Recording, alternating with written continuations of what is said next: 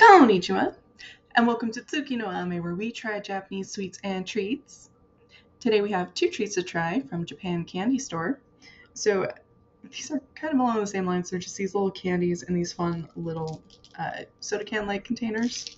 So the first one we're going to try, this is the mini Vita C Ramune candy, and it's an energy drink in Japan. Apparently it does actually have vitamin C added to it, which is pretty nice, pretty handy. We are also going to try, this is a blueberry flavored one. Really excited. I like blueberry a lot, and it's not a flavor I see anywhere very much, at least not around where I am or often in the Japanese sweets, so I'm really excited about this one. I think it's going to be fun. So let's get started. Itadakimasu! Okay. Getting the tabs out of these is a little tricky. There we go.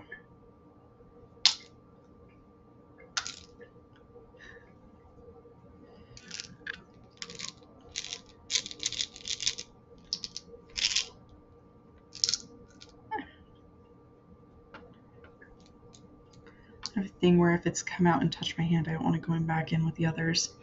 Yeah, it's just this little chewable tablet candy.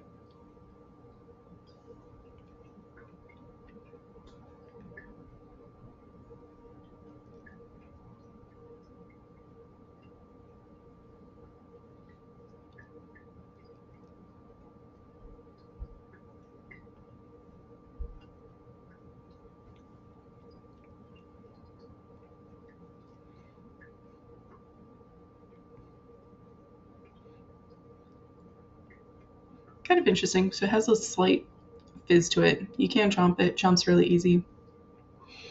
The taste of it, though, is kind of interesting because it's sweet. It has a bit of that kind of tangy, sour edge to it. It tastes kind of appley to me. I'm not entirely sure. It's one of those things where I'm not sure entirely what it's supposed to taste like, but it's not bad. If you're curious, I mean, I it's one of those where I think you kind of just have to try it for yourself, but at the same time, there's always the question of, is it going to be nasty or not? It's not bad. It's pretty good, honestly. And also, these, I'm going to be honest, these are really cheap. So if you're wanting to try, you can get a bunch of these and just try them all. They're kind of fun. So moving on to our blueberry. Okay, I think it worked best when I did this. Yeah. There we go.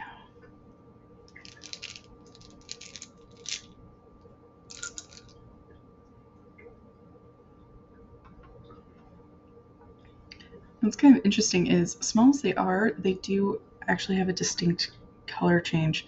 So this is the blueberry, and then this is that mini Vita C. And this one's definitely yellow, and this one's definitely blue.